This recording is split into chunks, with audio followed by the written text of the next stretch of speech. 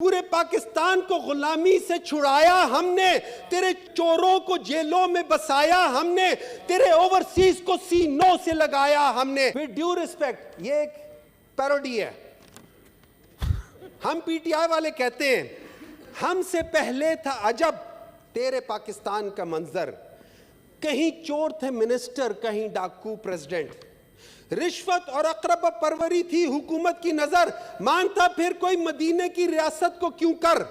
सफाए FATF से पाकिस्तान को हटाया हमने, पूरे पाकिस्तान को गुलामी से छुड़ाया हमने, तेरे चोरों को जेलों में बसाया हमने, तेरे ओवरसीज को सीनों से लगाया हमने। फिर भी हमसे ये गिला है कि हम वफादार नहीं। अरे हम वफादार नहीं, तू भी तो दिलदार नहीं। इंपोर्टेड सीड हो या गवर्नमेंट हो, काम कभी नहीं करेगी। हमको याद रखना चाहिए कि इंसानी तरक्की का आगाज खुद आइन के ताबे करने से होता है। बहुत सी कौमें पस्ती में थी, लेकिन जब उन्होंने आइन और कानून को अपनाया तो तरक्की के उरूज को पा लिया। मगर हमारी बदकिस्मती कि पाकिस्तान में आज भी ताकतवर सब कुछ है, खौफ की फजा है और जंगल का कानून है। याद रखो, ये निज़ाम बदलेगा, इस निज़ाम को अवाम अपने वोट से ही बदलेगी। आज देख जरा इकबाल, तेरे एक शाहीन ने तेरी कौम को फिर से बेदार कर दिया। जनाब चेयरमैन, मुझे आज चंद शेर जो है बोलने का दिल कर रहा है। इकबाल, तेरे देश का क्या हाल सुनाऊं, दहकां तो मर खप गए अब किसको जगाऊं। हर दाढ़ी में तिनका है, हर एक आंख में शहतीर, मोमिन की निगाहों से बदलती नहीं तकदीर। माना के सितारों से भी आगे हैं जहां और, शाहीन मगर ताकत से परवाज़ कहां है।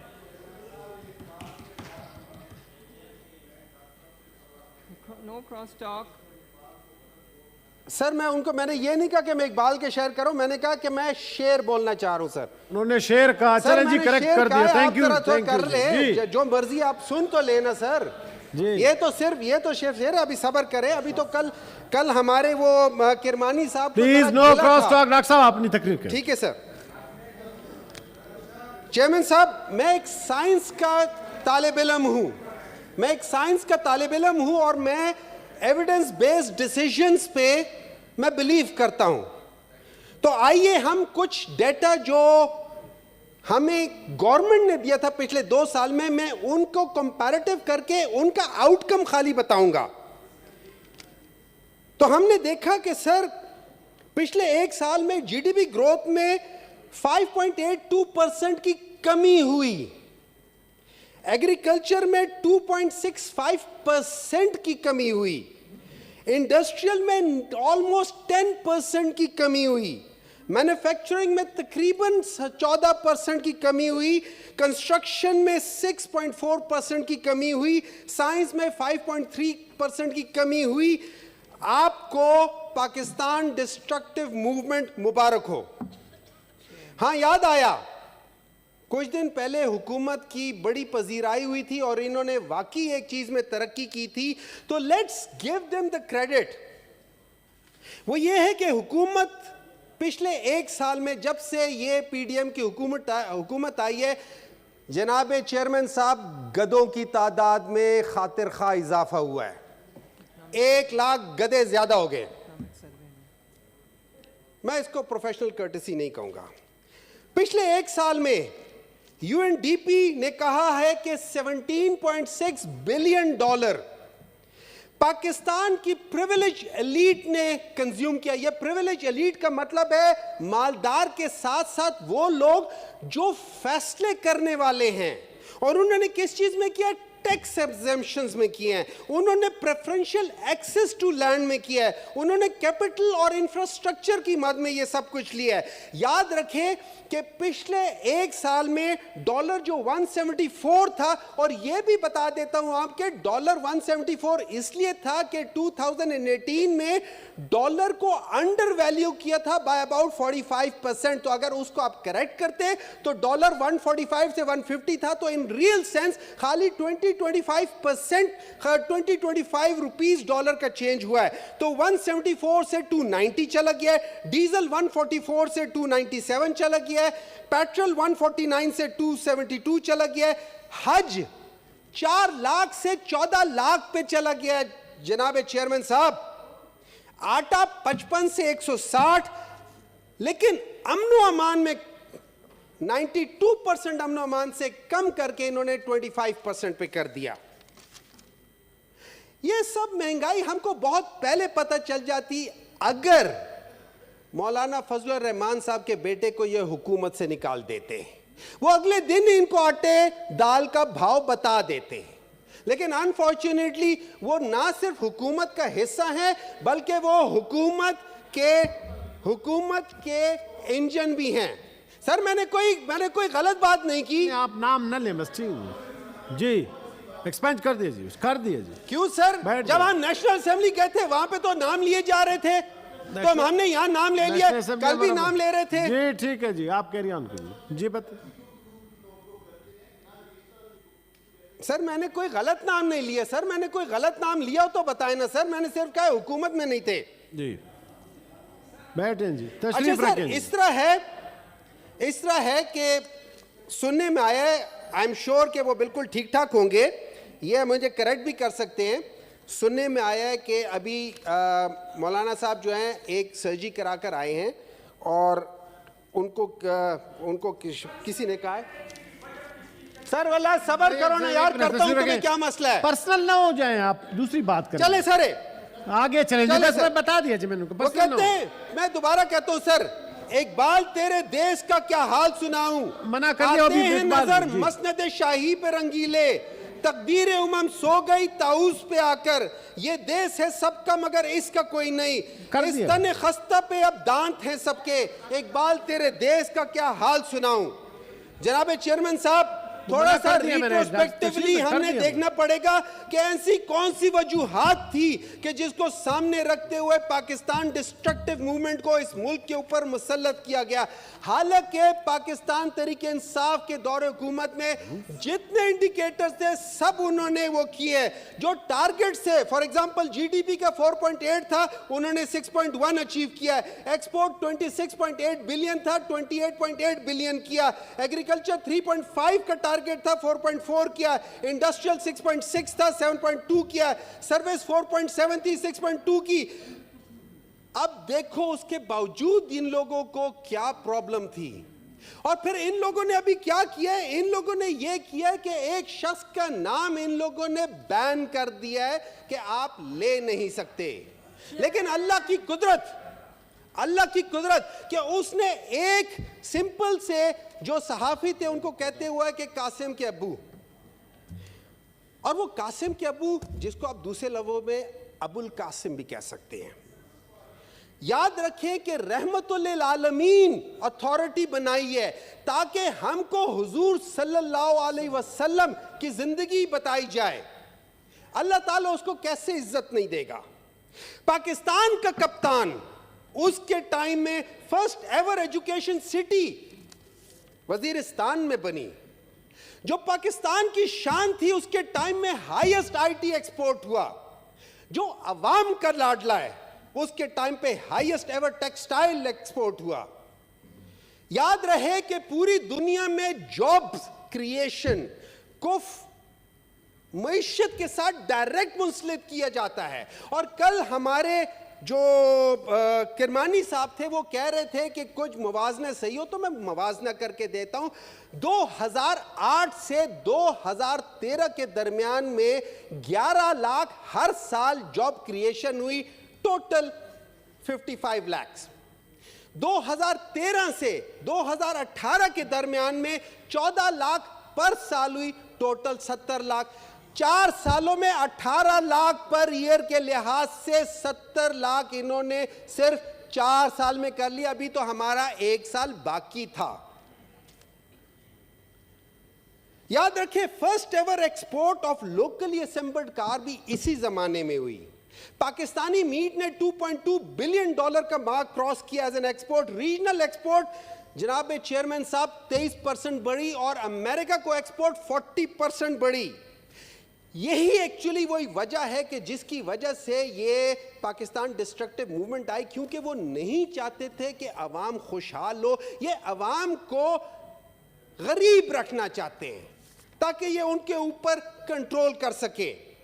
आज हमको सोचना होगा कि हम कहां खड़े हैं। इस बजट को एक नजर में देखें तो 7 खरब रुपए डेट सर्विसिंग में हैं। 6 खरब रुपए जो हैं वो डेफिसिट फाइनेंसिंग के लिए हैं।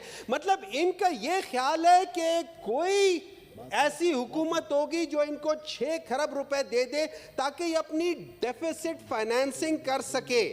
यानी आज पाकिस्तान का दिफा मजबूत हाथों में है, आज पाकिस्तान का खजाना खाली हाथों में है, आज पाकिस्तान का इंसाफ कमजोर हाथों में है और आज पाकिस्तान की अवाम चोरों के हाथों में है।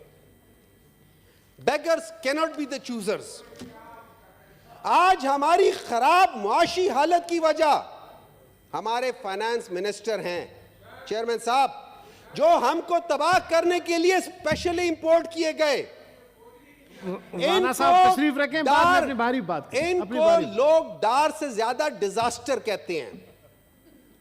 और ये डिजास्टर साहब जो हैं, इनकी वजह प्रॉब्लम यह है कि इनको इंटरनेशनली कोई ट्रस्ट नहीं करता। क्यों? इंटरनेशनली फाइनेंस इंस्टीट्यूशन समझते हैं कि ये फिगर्स को फज करते हैं। और तभी हमने देखा है कि इन्होंने कहा कि 35% जो इन्फ्लेशन है वो 21% हो जाएगा। इसका मतलब जैसे सनिया निश्तर ने कल बताया था कि इसका मतलब है आपको बाद महीनों में एक्चुअली आप पॉजिटिव जाएंगे, जीरो जाएंगे। ये कैसे करेंगे? फज करके ही करेंगे ना। इकबाल तेरे देश का क्या हाल सुनाऊं, बेबाकियों हक गोई से घबराता है मोमिन, मक्कारियों रुबाई पे उतराता है मोमिन। जिस रिस्क से परवाज में कोताही का डर हो, वो रिस्क बड़े शौक से अब खाता है मोमिन। ये याद रहे, माशी हालात इस वक्त तक ठीक नहीं होंगे जब तक सियासी हालात ठीक नहीं होंगे। जनाब चेयरमैन साहब, मुझे एक किस्सा याद आया। पिछले साल या इसमें वो हमने देखा था, वो एक चीता जो था वो उधर आ गया था, ये पिंडी के करीब के एक इलाके में आ गया था। और हम टीवी में देख रहे थे कि जब चीता आया तो जितने भी घरों में जो वहाँ पे वो उनके कुत्ते थे वो एक दूसरे पे भौंकने की बजाय चीते पे भौंकने शुरू कर दिए। इसका आज की पॉलिटिक्स से कोई ताल्लुक नहीं है। डॉक्टर साहब टाइम का भी ख्याल रखेंगे सर। प्लीज। अभी सबर करें सर, उनको 20 मिनट दिए, मुझे कम से कम 15 तो देना। डॉक्टर साहब टाइम आ गया सर, आ गया सर, आ गया आप सर। करें, मैंने कर मगर लिया। ऐसा है कि पाकिस्तान में पिछले 50 साल से 2 पार्टी सिस्टम थी। इसमें एक कॉर्नर टाइगर आया, उसने एक पार्टी बनाई और वो पार्टी पाकिस्तान की सबसे बड़ी पॉलिटिकल पार्टी बन गई। यही तो वो वजह है कि ये सब मिलकर उसको हटाने के चक्रों में है। अब कुछ गुजारिशात हैं, जैसे कहा गया था, और मैं कहता हूं कि शायद कि मेरी बात तेरे दिल में उतर जाए। सर, 18 अमेंडमेंट के बाद सारी चीजें सूबों को चली गई हैं, तो फिर ऐसी मिनिस्ट्री भी सूबों को गई हैं जिसको 100% सूबे कंट्रोल करते हैं। तो मेरा सवाल यह है कि हम रिडंडेंसी के तौर पे हमने वो मिनिस्ट्रियां जिनको खत्म हो जाना चाहिए, अगर खत्म नहीं हो रही तो वो क्यों उतनी की उतनी है या बढ़ गई हैं? इस रिडंडेंसी के तौर पे हम बहुत सेव कर सकते हैं। नंबर 2, लाइन लॉसेस तो सूबों में होते हैं। फेडरल क्यों उसके पैसे देता है? आप सूबों को क्यों नहीं एम्पावर करते, क्यों नहीं रिस्पॉन्सिबल करते? अगर लाइन लॉसेस होते तो ये सूबों से काटे ना, फेडरल क्यों इसका वजन उठाए? और अगर ये नहीं है तो फिर डिस्कोस को आप वहां पे प्राइवेटाइज करें, लेकिन इसको एड्रेस करना जरूरी है। इसके अलावा सर्विसेज वो भी सूबों के पास है सारी। तो फिर हम 400 बिलियन के जो है बीआईएसपी में क्यों दे रहे? ये सूबों के मत से क्यों नहीं लिया जा सकता? इसी तरीके से हेल्थ और सिक्योरिटी है। तहरीक इंसाफ के टाइम पे हेल्थ कार्ड में सूबों के ऊपर बोझ डाला था, आप थोड़ा सा हेल्प करें लेकिन सूबों को ऊपर करने दें। जनाब चेयरमैन साहब, मुख्तलिफ इंस्टीट्यूशंस जो है ना, पाकिस्तान की इंस्टीट्यूशंस अपने पैसे प्राइवेट बैंकों में रखे हुए हैं, खरबों रुपए के पैसे प्राइवेट बैंकों में हैं, उससे प्राइवेट बैंक फायदा उठा रहे हैं और पाकिस्तान के स्टेट बैंक को नुकसान हो रहा है। वो खरबों रुपए क्यों प्राइवेट बैंक में रखे हुए हैं? ना सिर्फ इससे पाकिस्तान की स्टेट को नुकसान है, बल्कि ये गैर कानूनी है, उसको निकाल के पाकिस्तान के स्टेट बैंक में होना चाहिए। हमने सुना कि रिटेल और प्रॉपर्टी, खासतौर पे रिटेल 20% ऑफ द जीडीपी इसका इफेक्ट है। आप ये सोचिए कि इसके टैक्स में इसकी कंट्रीब्यूशन लेस देन 1% है। क्यों? हम ट्रैक एंड ट्रेस जैसे पीटीआई की गवर्नमेंट कर रही थी, वैसे हमने क्यों नहीं किया? पीटीआई की गवर्नमेंट ने 7 लाख से 30 लाख तक ले गए। इन लोगों ने पिछले 1 साल में कितने डायरेक्ट टैक्स वगैरह को नंबर बढ़ाए हैं? पीटीआई ने पिछले साल मार्च में एक तजवीज दी थी, वो ये थी कि तकरीबन 2 करोड़ 30 लाख लोग ट्रैक एंड ट्रेस की बेसिस पे वो टैक्स के मद में आते हैं। अगर आप उनको ले आते, उन कंपनीज को, उन लोगों को ले आते, तो तकरीबन 16 से 20 खरब रुपए का आपको एक वो फायदा हो सकता था। जनाब चेयरमैन साहब, पाकिस्तान का जो डेट रीस्ट्रक्चरिंग है उसको करना पड़ेगा हमें। पाकिस्तान के सर्कुलर डेट को भी हमें रीस्ट्रक्चर करना पड़ेगा। हम खफा हो या खुश हो, हमें आईपीपीस के साथ रीनेगोशिएटिंग या कुछ ना कुछ करना पड़ेगा। ये हमारे ऊपर इन्हीं लोगों ने एक बहुत बड़ा अननेसेसरी वजन डाला हुआ है।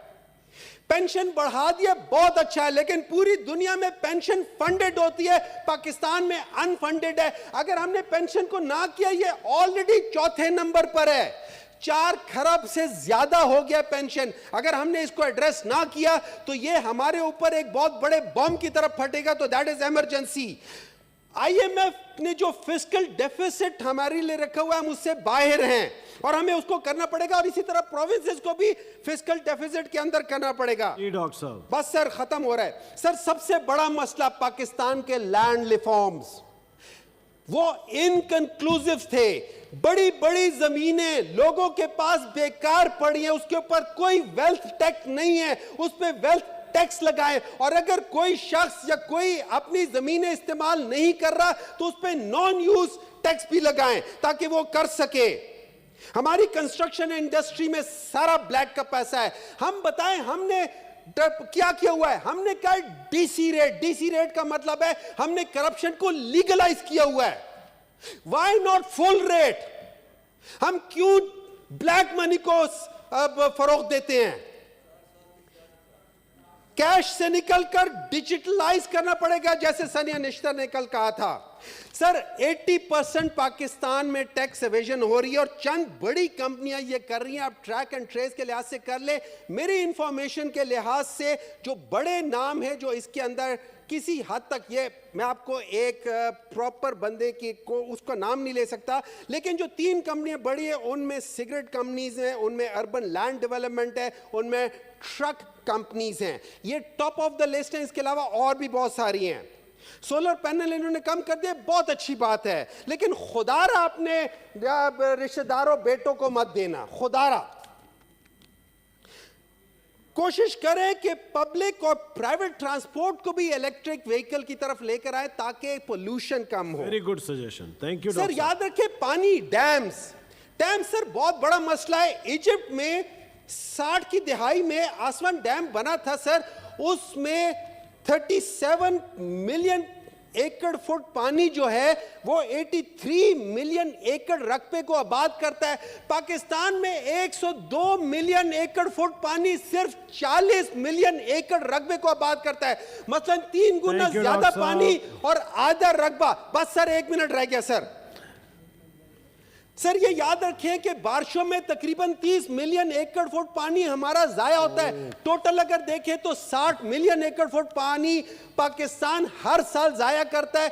इस पे मैंने एक मोशन भी डाला हुआ है, इंशाल्लाह ताला बात करूंगा, लेकिन मैं सिर्फ बता रहा हूं इसकी कीमत 1 मिलियन एकड़ फुट की कीमत रफली 1 बिलियन से और उससे ज्यादा है। आप सोचें हम 30 से 60 बिलियन डॉलर हर साल जाया कर रहे हैं जो अल्लाह ने हमें दिया हुआ है। हम नालायक लोग हैं, पिछले 50 साल से कुछ नहीं कर रहे।